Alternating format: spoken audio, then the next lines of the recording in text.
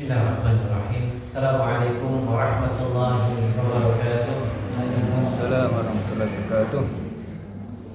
Innal hamdalillah nahmaduhu wa nasta'inuhu wa nastaghfiruh wa na'udzu billahi min shururi anfusina wa min sayyiati a'malina. May yahdihillahu fala mudilla lahu wa may yudlil fala hadiya lahu. Asyhadu an la ilaha illallah wahdahu la syarika lahu wa asyhadu anna Muhammadan 'abduhu wa rasuluh. Allahumma shalli 'ala Muhammad wa 'ala alihi wa ashabihi wa man sara 'ala nahjihi wattaba'a sunnatahu wa salaka tariqahu wa nahaja manhaja ila yaumil. Bapak Ibu yang kami hormati, pertama-tama kita perlu bersyukur kepada Allah Ta'ala atas segala nikmat yang Allah berikan kepada kita, nikmat iman, nikmat Islam, dan nikmat berusaha mengikuti sunnahnya Rasulullah Sallallahu Alaihi Wasallam. Mudah-mudahan dengan kita banyak syukur, Allah tambah terus nikmat itu. Amin ya rabbal alamin. Yang kedua, Bapak Ibu jemaah rahimakumullah, kita ini sudah puasa berapa hari? 27, ada yang mungkin 28 ya. 27 dan 28.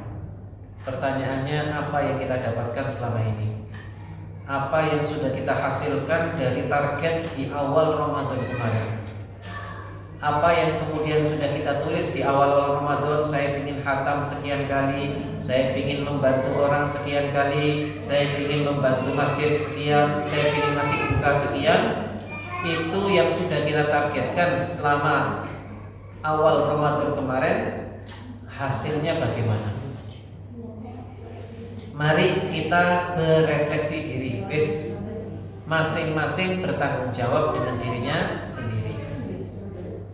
Namun jangan sampai kita ini menjadi orang-orang yang menyesal. Menyesal apa? Menyesal, kalau mau menyesal, kata para ulama, menyesal sekarang. Saya sudah 27 hari tapi belum membaca Al-Quran sama sekali. Nyesel sekarang, masih ada waktu 3 hari. Kalau menyesal karena belum infak sekarang, masih ada waktu 3 hari atau 2 hari. Kalau kemudian belum sempat membantu orang lain, sekarang penyesalnya. Jangan sampai nanti datang satu masa penyesalan sudah tidak ada faedahnya apa-apa lagi. Karena jamaah sekalian, orang itu bakal merasakan penyesalan. Kalau nyesalnya di depan, dia pendapatan. Kalau nyesalnya di belakang, tidak ada gunanya. Saya akan ceritakan sedikit tentang bagaimana menyesal yang sudah tidak ada manfaatnya lagi. Ada 2 penyesalan biasanya manusia. Kapan orang itu bakal kelihatan akan menyesal? Yang pertama, ketika ajalnya di kerongkongan, nyesel luar biasa. Allah Ta'ala berfirman di dalam Al-Quran, wa anfiqu mimma razaqnakum min qabl an ya'tiya ahadukumul maut fayaqula rabbi laula akhartani ila ajalin qarib fa asaddaq wa akun minas salihin. Kata Allah Ta'ala, belanjakanlah sebagian harta yang Allah berikan kepada kalian sebelum datang satu masa di mana nanti kamu akan mengatakan, kematian datang kepada kalian, lalu kalian mengatakan, ya Rabbi laula akhartani ila ajalin qarib. Ya Allah, tolong pending dulu ajal saya. Ya Allah, pending dulu ajal saya. Ila ajalin qarib fa asaddaq wa aku minas sholihin. Aku akan bersedekah dan aku akan jadi orang soleh. Ini penyesalan yang dirasakan orang ketika sakaratul maut. Ya Allah, tolong jangan sekarang matinya. Saya tak infak, saya tak jadi orang soleh. Jangan sekarang. Bisa pandai ini? Halo Bu, Ibu di belakang. Saya kalau ceramah ada yang ngomong, saya diam dulu wes. Sebentar, ceramahnya tidak lama. Sabar sebentar. Jadi ketika seseorang merasa menyesal, dia menyesal kalau di dunia masih bisa diperbaiki, tapi kalau sudah ajal di kerongkongan, penyesalan sudah tidak diterima lagi sama Allah Ta'ala. Tidak diterima lagi sama Allah Ta'ala. Meskipun kita ngotot kepada Allah Ta'ala. Ini penyesalan pertama. Penyesalan yang lebih dahsyat lagi, kapan itu? Ketika akan disiksa atau ketika disiksa sama Allah Ta'ala. Tambah menyesal dengan dahsyat. Ketika dia merasakan kesiksaan yang sangat luar biasa. Allah abadikan di dalam Al-Quran, wa taral zalimina lamma ra'ul 'adzab yaquluna hal ila ila marad min sabil. Surat Asy-Syura. Surat Asy-Syura ayat nomor 44. Kalau kamu melihat orang-orang zalim yang akan diadab, ditunjukkan adabnya, kamu nanti akan diadab seperti ini neraka. Dan dia melihat nanti, dia hanya bisa mengatakan, ya Allah, sekiranya ada jalan keluar, la iso metu teko adab ini. Tapi sudah terlambat jemaah. Terlambat. Waliyadzubillah. Dan ini yang paling kita takuti. Mari kita renungkan siapa potret manusia yang menyesal. Kesempatan di ceramah yang singkat ini saya akan sebutkan 4 kelompok manusia yang bakal menyesal sesuai dengan Quran. Yang pertama, orang-orang yang meninggal dalam keadaan tidak beriman, non-muslim. Mereka menyesal. Ketika di dunia dia merasakan kenikmatan, merasakan kelezatan, merasakan segala-galanya, nanti di yaumil qiyamah dia nyesal. Kenapa dulu saya tidak jadi orang Islam?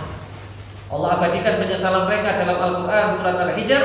Rubbama yawaddul ladzina kafaru law kanu muslimin. Apa kata Allah Ta'ala? Orang-orang yang tidak beriman itu, orang-orang kafir itu seringkali di akhirat kelak itu berangan-angan, aduh sekiranya saya dulu itu menjadi seorang muslim saja. Kenapa? Saya gak akan terima azab yang kayak gini. Tapi sudah telat jemaah. Sudah telat. Makanya Nabi itu kalau menyelamatkan orang dengan mendakwahinya sampai masuk Islam, Rasul itu senang sekali. Ada sebuah kisah ini selalu menyentuh hati saya. Waktu Rasulullah SAW mendatangi seorang anak Yahudi, anak muda Yahudi, sakit keras. Anak ini baik. Lalu kemudian Rasulullah SAW mendatangi orang ini sambil mengatakan, wahai fulan, kamu katakanlah kalimat tauhid, la ilaha illallah, aku akan menolong kamu di hadapan Allah Ta'ala. Maksudnya walaupun Islam tak tolong. Kisah. Orang ini, anak muda ini melihat bapaknya. Bapak seolah-olah minta pendapat, ya Pak, melok apa enggak ini? Maka ayahnya mengatakan, ati Abul Qasim, kamu ikuti Abul Qasim. Abul Qasim itu nama Nabi, kunyahnya Rasulullah. Lalu kemudian orang ini mengucapkan syahadat, tauhid, kalimat ikhlas, la ilaha illallah Muhammadur Rasulullah. Apa yang terjadi? Meninggal dunia. Ketika Rasul keluar dari rumahnya orang ini, subhanallah, wajahnya Nabi itu bercahaya seperti orang lagi senang luar biasa. Subhanallah. Lalu ditanya oleh para sahabat, ya Rasulullah, kenapa wajahmu bersih-bersih, ada apa ini? Apa jawaban Nabi? Aku telah menyelamatkan 1 orang dari api nerakanya Allah Ta'ala. Senang Nabi, kalau orang selamat itu senang. Bukan malah di nerokok-nerokok no. Nah ini di antaranya. Penyesalan pertama, kelompok pertama yaitu orang-orang yang tidak beriman. Yang kedua yaitu kelompok yang tidak mau taat kepada Allah dan taat kepada Rasul. Allah Ta'ala berfirman, yauma tuqallabu wujuhuhum finnar yaquluna ya laitana ata'na Allah wa ata'na ar-rasul. Pada hari ketika muka mereka dibolak-balikkan di neraka, jadi ketika mereka disiksa dengan siksaan yang sangat dahsyat, mereka itu mengatakan, orang-orang yang diazab di neraka itu mengatakan, aduhai sekiranya kami dulu taat kepada Allah dan taat kepada Rasul.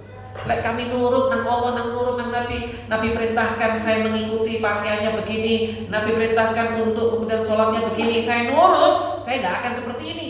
Tapi wis telat, nyesel. Ini ancaman bagi mereka yang selalu menentang Nabi, menentang Allah. Allah perintahkan sholat, dia nggak mau sholat. Allah perintahkan ta'lim, dia nggak mau ta'lim. Allah perintahkan menutup aurat, dia nggak mau menutup aurat. Maka apa yang terjadi? Nanti di hari kiamat dia nyesel.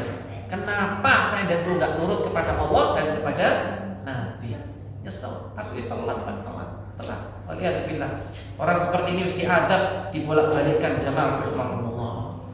Jadi yang pertama tadi siapa? Orang yang meninggal dalam keadaan non-muslim. Yang kedua siapa?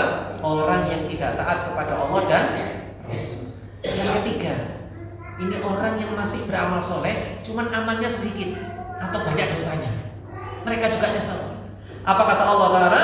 Waji'a yawma idin bi jahannam yawma idin yatadhakkarul insanu wa anna lahu dzikra yaqulu ya laitani qaddamtu li hayati. Surat Al-Fajr.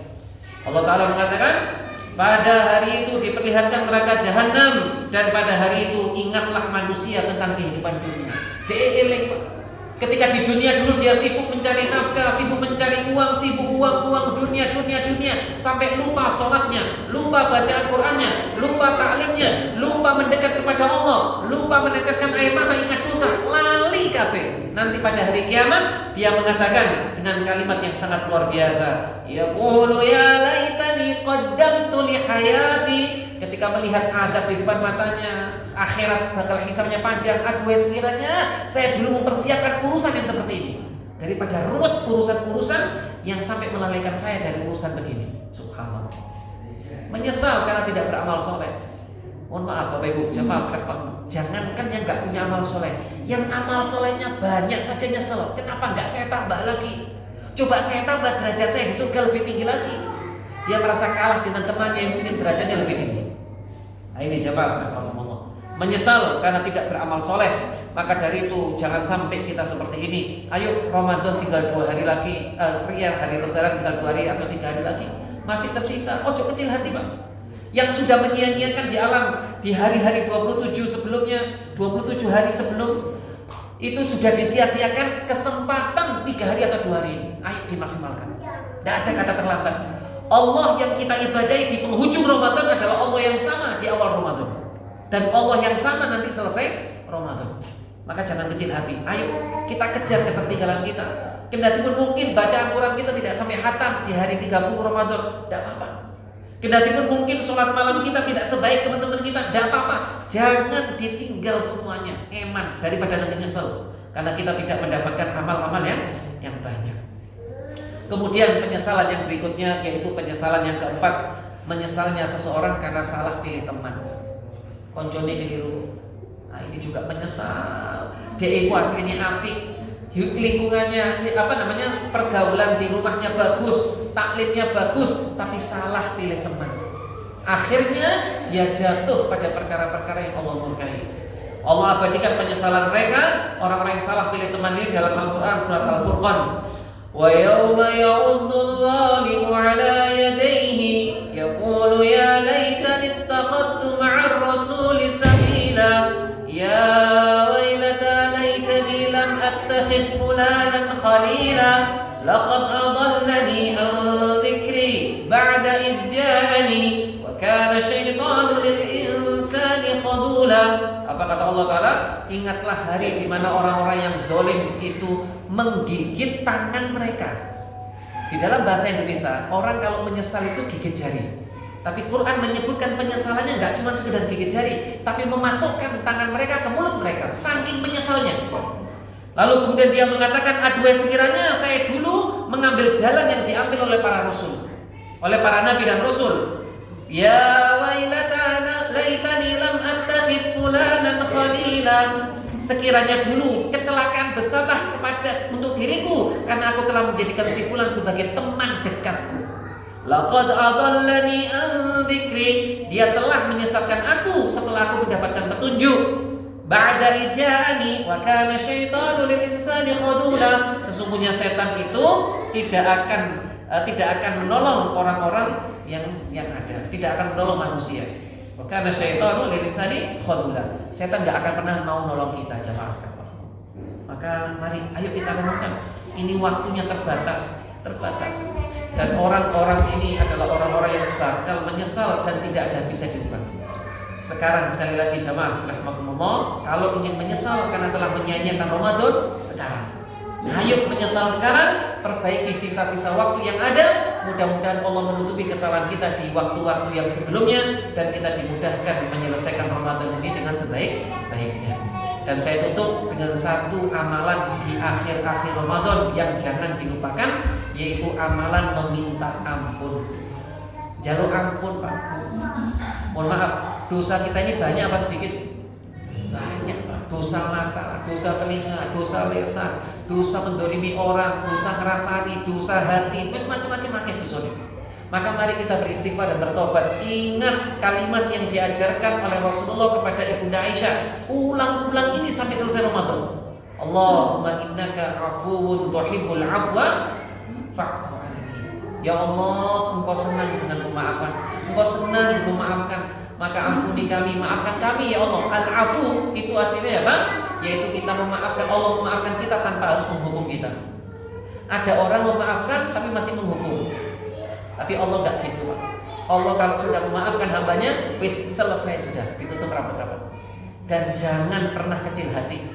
Sebagian orang yang mau tobat itu senantiasa kalau bahasa kita ingin merasa takut, saya nanti kalau tobat aib saya dibongkar Ustaz. Gak usah nanti.